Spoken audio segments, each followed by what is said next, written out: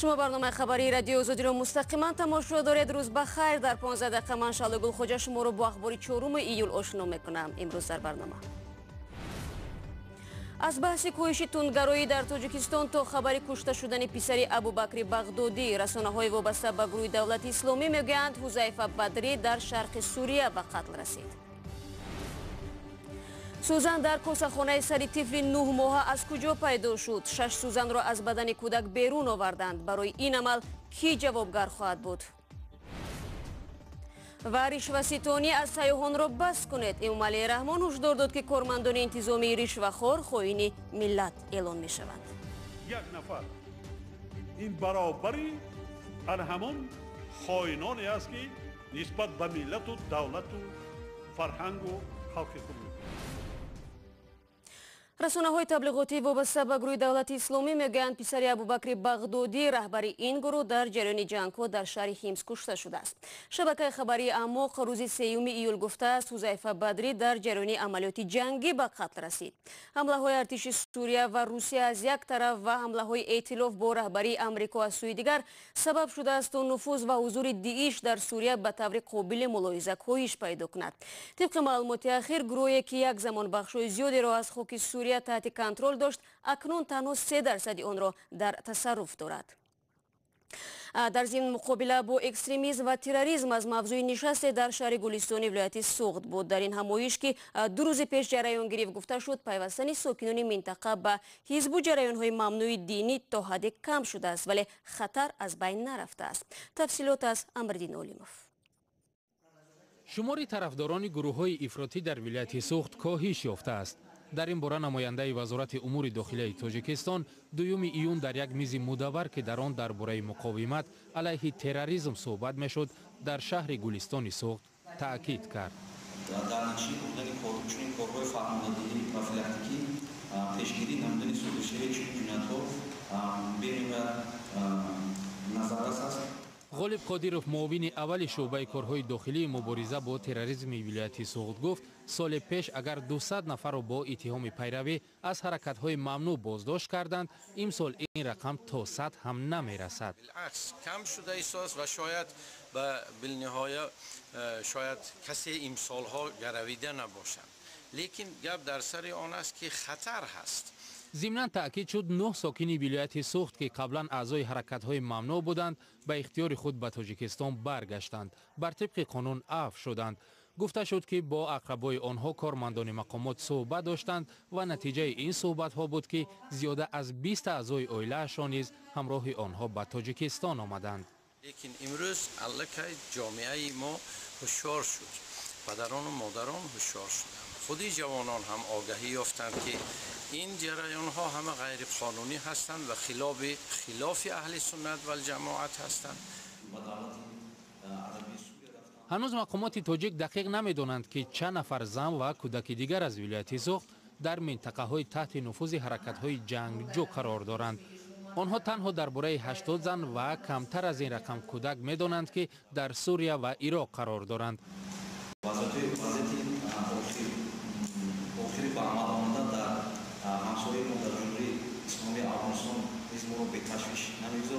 در حالی که مقامات در این نشست از کاهش پیروان حرکت‌های ممنوع میگفت از نفوذ داعش در نواحی سرحدی تاجیکستان در خاک افغانستان اظهار تشویش کردند. آنها گفتند مقامات تاجیک تلاش دارند تأثیر این حرکت‌ها را در نواحی سرحدی کم کنند. رو می‌آوریم به موضوعهای دیگر. در بیمارستان قریه بالای دوشنبه پزشکان در بدن یک کودک 9 ماهه 10 سوزن را آشکار کردند. آنها میگویند کودک سوزن‌ها را مستقلانه فرو نبرده است. سروین زیرحالا با تفصیلات بیشتر. طبیبان با جراحی از بدن کودک 9 ماهه یک بار 6 سوزن را بیرون آوردند و 4 سوزن دیگر باقی مانده است. با سببی که اون که حجم جراحی یک بار در حجم کلان گذراندن غیر امکان بود، در عین حال سوزن هایی که در داخل کاسه‌خانه سر و در داخل شکم بود اونها را نرسیدیم. من چنین خلاصه آمدیم که همین بعداً آینده می‌بینیم اگر احوال کودک بهتر شود ممکن در مرحله دوم جراحی گذرانده شود. پزشکان شعبه کودکانه جراحی عصب در بیمارخانه معروف به قریه بالا روز 28 ایون در پی مراجعت والدان مدثر каримов 9 моҳа сокинони деҳаи конститутсияи ноҳияи рӯдакӣ дар бадани ӯ 10 сӯзанпораро ошкор карданд. ҷарроҳон мегӯянд ин сӯзанҳо ба эҳтимоли зиёд 3 моҳ қабл дар ҷисми кӯдак ҷой шуданд. агар кӯдак сӯзанҳо фурӯ мебурд, ин дар роҳи ҳозима мебуд, ин таги пӯсти дигар узводи намайнаи сар намешуд. ин аберун бо намуди сӯзан задан даровардагианд. ки дароварда, кай дароварда номаълум.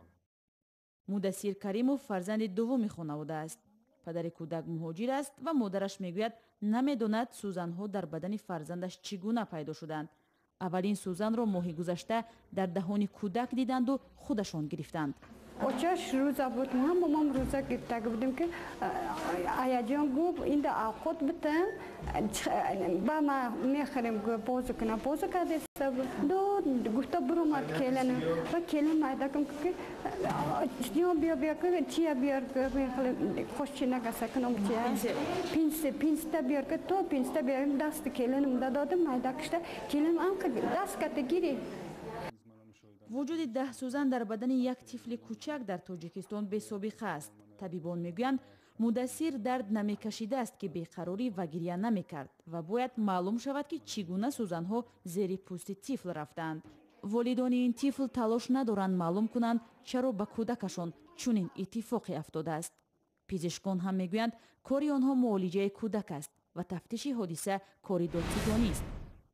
шумо барномаи хабарии радиои озодиро тамошо доред. дар тоҷикистон минбаъд нархи маводи хӯроквории ниёзи аввалияи мардум аз ҷониби давлат танзим карда мешавад. дар ин робита бо имзои президент қарори ҳукумати тоҷикистон содир шудааст. сибқи ин санад нархи 16 номгӯи маводи хӯрокворӣ мавриди танзими давлатӣ қарор мегиранд. абдулло ашуров бо муҳтавои ин қарор ошно шуда бо масъулон ҳам суҳбат дошт ва ҳоло дар студия ҳамроҳи мост. абдулло салом. нахуст бигӯ 16 маводе ки нархашон бояд танзим шаванд кадомҳоянд? салом шалло. дар ин қарор 16 номгӯи маҳсулоти аз ҷиҳати иҷтимоӣ зарурӣ шомил шуданд. шурӯъ аз орду нону гандум ва биринҷу картошка, қанди сафеду шакар, равғани растанӣ, маҳсулоти ширӣ ва гӯшти гову гӯсфанд шомил шуданд. ҳатто намак, тухми мурғ ва ҷиҳози кӯдакона низ шомили ин рӯйхат ҳастанд. хуб рӯйхат фаҳмош шуд абдулло, аммо танзими нарх чӣ гуна сурат мегирад? чун дар тоҷикистон ҳанӯз аз оғози солҳои 90 нархозод эълон шуда буд, магар не? дуруст шалло. тоҷикистон 25 сол қабл ҳанӯз соли 1993 қарор қабул кард дар бораи озодии нархҳо ва давлатро аз масъулияти таъин намудани он озод намуда буд. масъулони хадамоти зидди инҳисории тоҷикистон мегӯянд ин қарор ба хотири ҳимояти иҷтимоии аҳолӣ аз баландравии нарх содир шудааст, чун дар тоҷикистон хусусан бо наздикшавии моҳи рамазон ва дигар ҷашну идҳо болоравии якбораи нархи маҳсулоти хӯрокворӣ ба назар мерасад. аммо масъулони хадамоти зидди инҳисорӣ дар чунин шароит ҳеҷ тадбири андешида наметавонистанд, чун ягон меъёри қонуние набуд ки ин нархҳоро танзим кунанд. ҳамакнун чунин меъёр бо қарори ҳукумат тасдиқ шуд. чӣ гунагии иҷрои ин қарор то ҳадде мураккаб аст ки барои шарҳи он вақти суҳбат кофӣ нест, аммо дар як ҷумла мешавад гуфт ки масъулони хадамоти зидди инҳисорӣ дар сурати якбора 20% боло рафтани нархи ин 16 номгӯи маҳсулот даст ба кор шуда пеши роҳи баландшавии онро мегиранд. чӣ гуна? яке аз усулҳо ин будааст ки хадамоти зидди инҳисорӣ ҳадди ниҳоии нархро муайян мекунанд ва давоми 3 моҳ оянда намегузоранд ки нарх аз ин ҳам гаронтар шавад. хуб фарз кардем ба ҳар ҳол нафаре нархро гарон кард, пас чӣ мешавад? тавре масъулони хадамоти зидди инҳисорӣ мегӯянд агар меъёрҳои муқарраркардаи онҳоро ширкат ва ё соҳибкори алоҳидаи вайрон кунад ва он ошкор шавад, онҳо ҷарима мекунанд ва фоидае ки ин соҳибкор аз гарон фурӯхтани ин маҳсулот ба даст овардааст ба фоидаи буҷаи давлат мусодира хоҳад шуд. ташаккур абдулло барои суҳбат ва рӯзи хуб. ва барномаро идома медиҳем. зоиран расонаӣ шудани чандин мавриди ришваситонии мақомоти интизомӣ аз саёни хориҷӣ ба гӯши раҳбарияти тоҷикистон низ расид. эмомалии раҳмон ахиран аз чунин амалкарди ходимони ҳифзи ҳуқуқ ба шиддат интиқод намуда гуфт минбаъд ин гуна афрод хоини миллат эълон мешавад. то куҷо ҳушдори президент вазъро дар ин бахш тағйир медиҳад? гузориши навбатӣ дар ҳамин бора аст. раиси ҷумҳури тоҷикистон эмомалӣ раҳмон дар мулоқоти ахири худ бо фаъолони вилояти суғд бо нигаронӣ аз муносибати ношоистаи теъдоде аз кормандони мақомоти интизомӣ ва қудратӣ бо сайёҳони хориҷӣ таъкид кард ки аз муҷозоти сангин кор бигиранд. اینا نادیده گرفتن ما در کار نیست.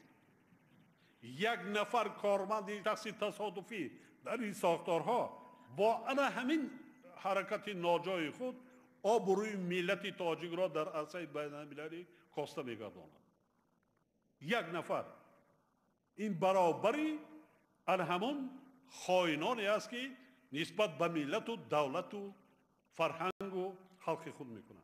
این بدرفتاری کارمندان مقامات انتظامی و فسادکاری آنها نسبت به سیاحان خارجی در گذشته در مطبوعات محلی نیز بارها بررسی شده بود. آنها از شیوه کاری مقامات انتظامی بعضا از کارمندان پلیس شکایت میکردند از مناسبت آنها و از تلاش‌های آنها برای بعضی از آنها برای همون رشوه‌ستانی. شرکت‌های سیاحی میگویند گردشگرانی که از خدمت خدمات آنها استفاده می‌کنند با مشکلی بدرفتاری کارمندان انتظامی و تمجیدی مواجه نمی‌شوند. Большинство туристов, которые минуя приезжают в Таджикистан, تعداد اغلبی سیاحانی که مستقلانه به تاجیکستان می‌آیند بیشتر از دیگران به حالت‌های ناگوار دوچار می‌شوند. من فکر می‌کنم خیلی خوب می‌شود که مقامات محلی و انتظامی ما مناسبت نرمتر و مهمان‌وارانه به سیاحانمان داشته باشند. من فکر می‌کنم که رفتاری بد خوب نیست. Понимаете, дело в том, что это некрасиво.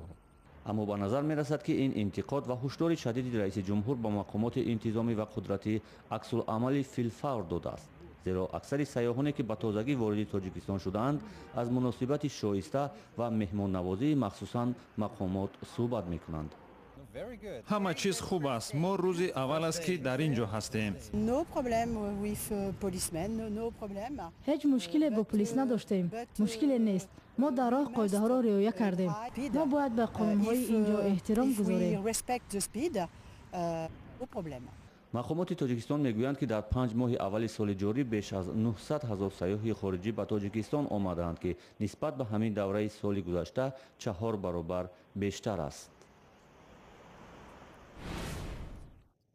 کوستاریکا یکی از آن کشورهای تروپیکی جهان است که مارهای گوناگون در آن سکونت دارند. از میان 120 نوع مار در آن کشور 20 نوع آنها زهر قاتل دارند. خبرنگار صدای آمریکا به یک پژوهشگاه کوستاریکا رفت که پودزهر آماده میکنند. دوایی که برای هر مارگزه در تاجیکستان هم میتواند دوا باشد. گزارش را کای مرسیاتا تقدیم میکند.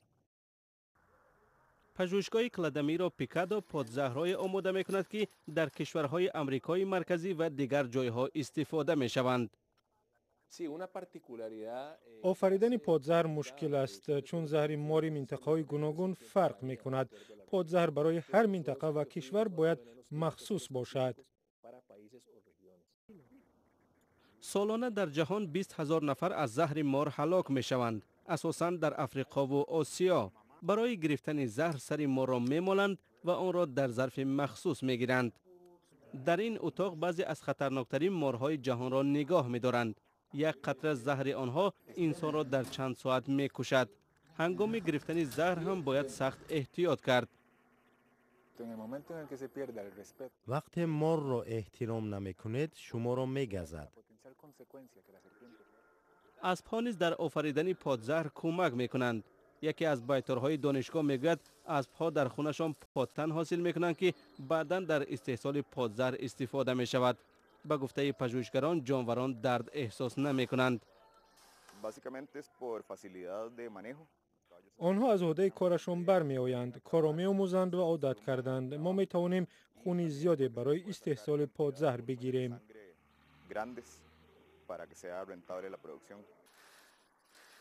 استحصال دوا برای مارگزیده ها آسان نیست، ولی با وجود این پژوهشگاه کلادمیرو پیکادو همچنان در جستجوی پادزهرهای نو است. خبرگزاری‌های تاریخ‌های جهان از دوربین رادیو آزادی با توسط بیشتر حوادث روز را از سامانه ما www.azadi.org پیدا کنید و نوارها را در آزادی ویدیو کانال مخصوص رادیو آزادی در یوتیوب تماشا کنید. فردا با خبرهای نو شما را انتظارم. تا آن لحظه خدا نگهدار هر یکی شما عزیزان باشید.